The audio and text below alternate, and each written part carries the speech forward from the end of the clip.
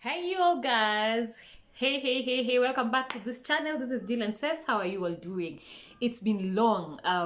We haven't seen each other this year, so I could as well say Happy New Year. But is there anything to be happy about? We thank God we are alive. So the last time I was here, maybe could be my November birthday video. Yeah, and then after that, I got lost.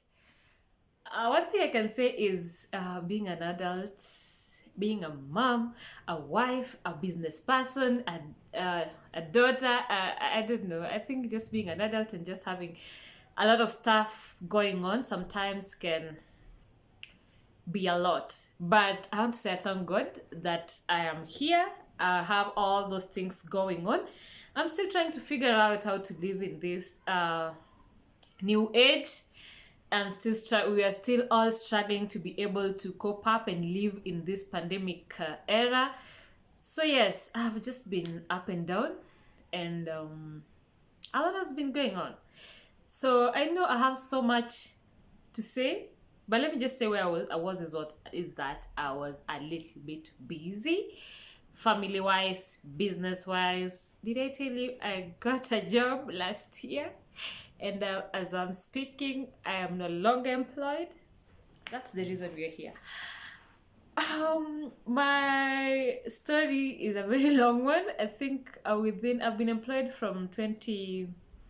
Officially, I've been employed from 2016 because I graduated in 2014. I was an intern for the whole of 2014 and 2015. And then my first employment was in 2016.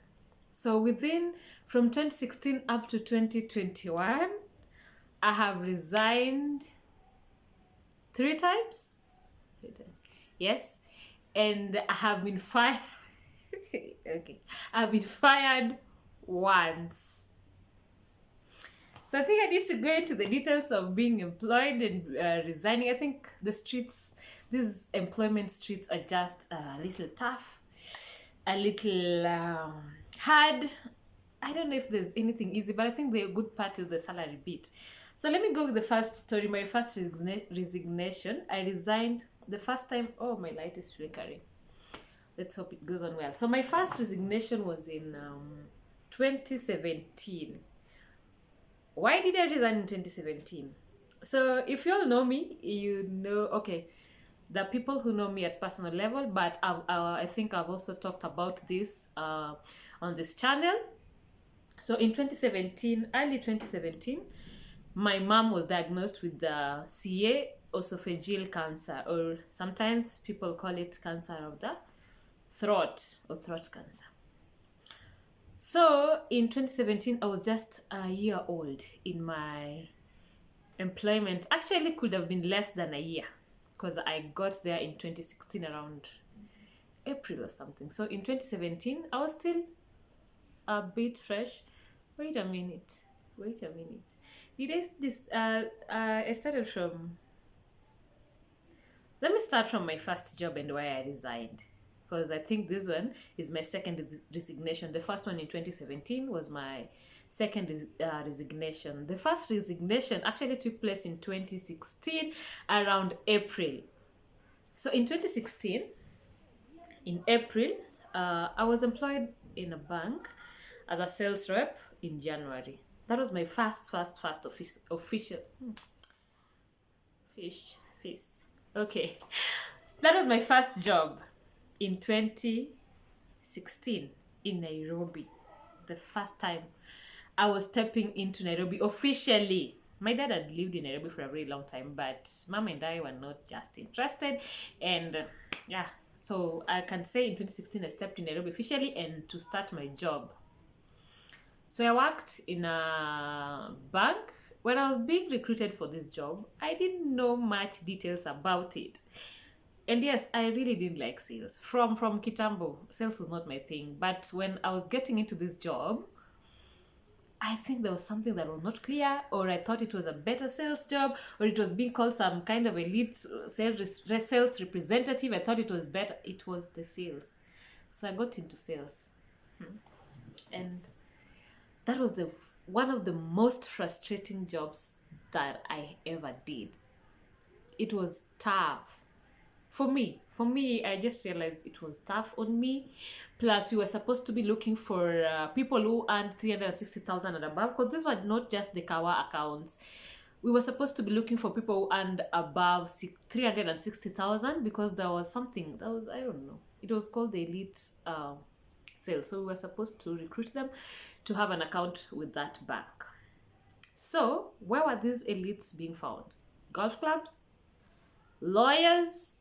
Yeah, okay. You could walk into a law firm or a lawyer's office, because there were people. Those were the projections. There were the people who we thought or we knew and such figures. And here was my baby was so young, months old. Was she 6 months or something? So it was so tough for me to meet these lawyers. It was so tough for me to go to a golf club over the weekend. It was not easy on me to go for coffee dates so that I could be able to talk to somebody about these accounts. And maybe I was doing it wrong. Maybe I didn't understand, but it just didn't work for me. I just didn't understand. And I remember the only few accounts, because I brought in accounts, because it was tough. You had to do something. So the only accounts I brought were from friends and the friends of friends. At least those were people I knew, and even relatives. So I looked for my relatives, the few ones who had that kind of salary. I recruited them. So I would do like beats. When you have worked as a salesperson, every day you're supposed to report numbers. So even if if I found 2 people today, I would just recruit one, and then another one I'll post another day. So I realized that I had recruited all the people I knew, my family members, friends, and friends of friends. So the frustration was real. Meanwhile, I had studied media communication. So I was in this field just trying to get opportunities, applying for jobs every single day. At least now I'm in Nairobi, there are opportunities, you can. So one day I met, this is funny, I don't know, was it through social media? Or there's a number I called. And I thought it was somebody else, somebody we were with somewhere. I don't know, maybe campus. And when I called this guy, he was like, yeah, I'm okay. I'm in Nairobi. I work for this and this and this. And you actually did media. We are looking for, I was like, yeah, okay. So this one has come at the right time, media. I'm very passionate about it. So we went ahead and set a time to meet. Guess what? When I was meeting this guy, he was not the guy I knew, apparently. And he also didn't know me. So I was like, I'm sorry. Just remind me where we met. Because, we talked as if we had known each other. And then so when I saw him and there was no story and there's nothing I could tell him, because clearly I had never seen him. So he introduces himself and he says, okay, I don't know what happened, but here we are. I work for this certain TV station. I think there could be a chance, so just drop by tomorrow. This is our address. And I was like, Mungu wa Israeli, finally you've remembered me with something I love so much, and something that I will definitely do over and over again. So tomorrow very early in the morning, I look for an excuse not to go to work, and then I check into their office at around midday. Was it midday or 10ish? And then I meet was it a panel? No, I meet a lady. We talk. I'm directed to the HR. We talk for some time. And then she's like, when are you ready to start? We are not starting you're not going to TV Direct. We are not hiring you first as a news anchor or presenter or reporter. But that was not my problem. My problem was just, let me get in fast. Then, every other thing will happen in the future, because I knew this was my area. So just getting into the media house, first of all, was a plus for me. So I agree. So when they ask me when I'm ready to start, I'm like, okay, I haven't resigned from the other job. I can't start immediately today. So I don't know how long I took, but I went, informed my employer. but I didn't take like 1 month notice or something. But actually, I resigned and I came here. So that was my first resignation. There are three. So I'll talk about details of this other job later, but the shocker that I got in my new job was that I was paid 7,500 Kenya shillings or $75. That is what I met in my account. You know, the fact that I was living there in a rush, the fact that I had just got in here and there was not so much about the interview, I was not asked about anything. You know, that was the first mistake I did that I don't do anymore. I just don't get into a job and start working like I did that time. It was less than a week and I was there working from 7 to 7. I was a programmer. And Monday to Sunday, and I was like, yeah, this is a media house. And you know those rumors you hear about, oh, they're paid 7 figures, oh, 6 figures, oh, the salary in a media house is good. I was from campus, you know, so those ones that is what I had in mind. So, okay, it wasn't that I thought I'd be paid a 7-figure or a 6-figure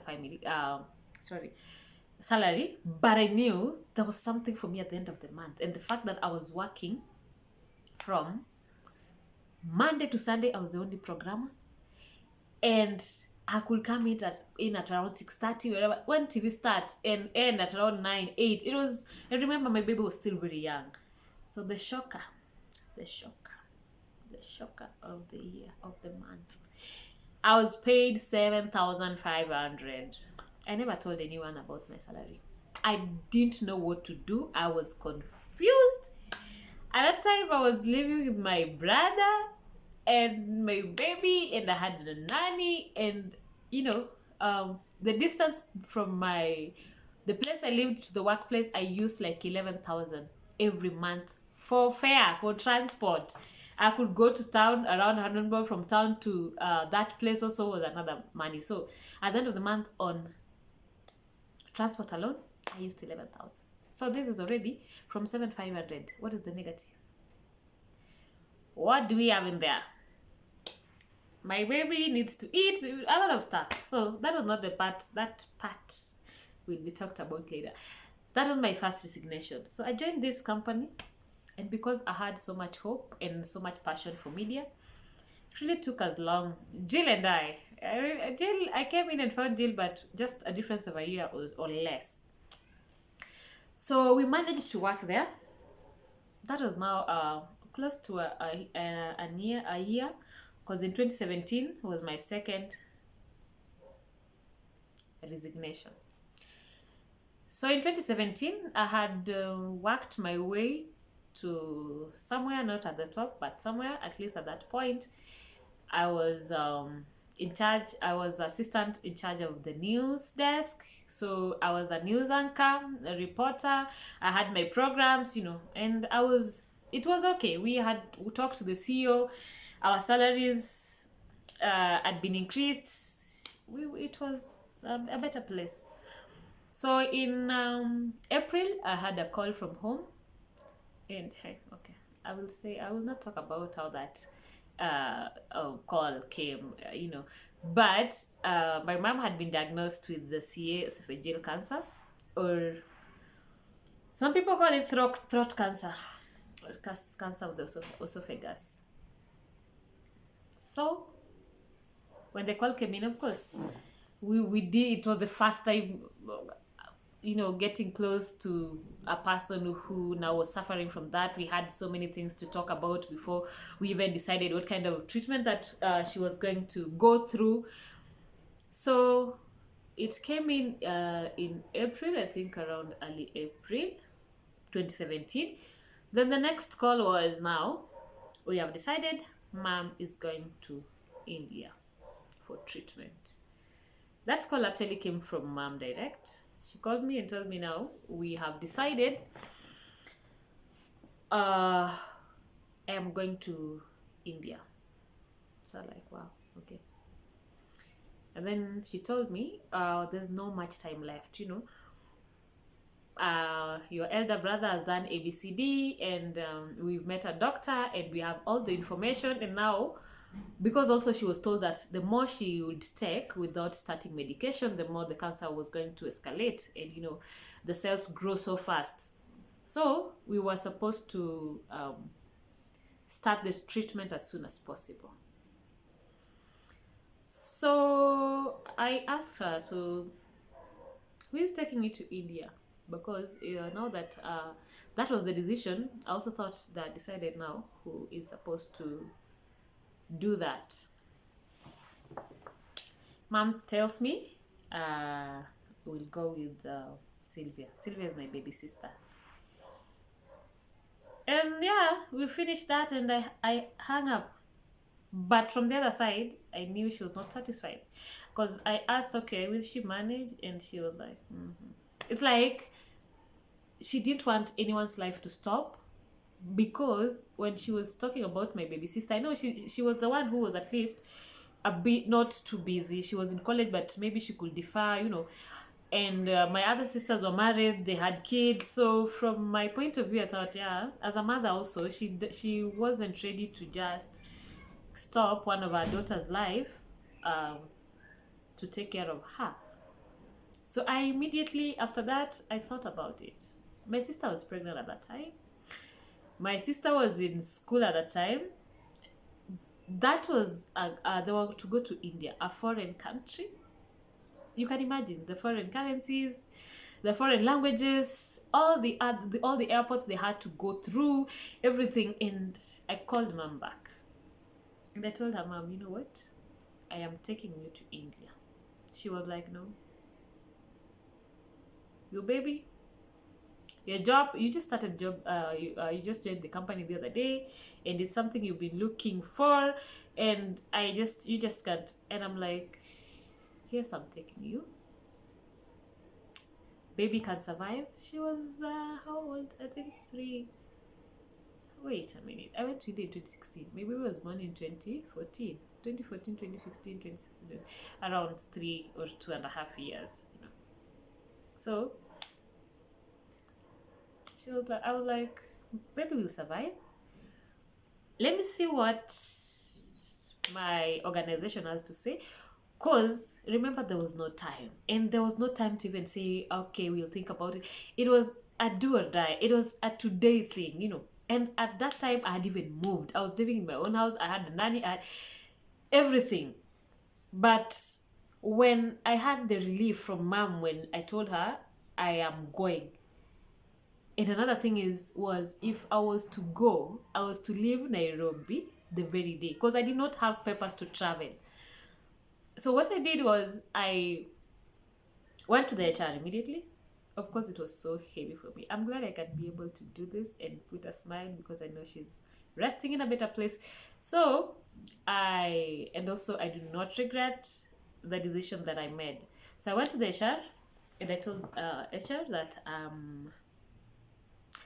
I asked about what options they had for me because already they knew my mom was not well.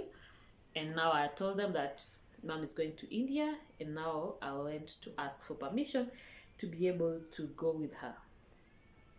The reason we could not talk more about this story was I did not know how long I was going to stay in India. I did not know where India was.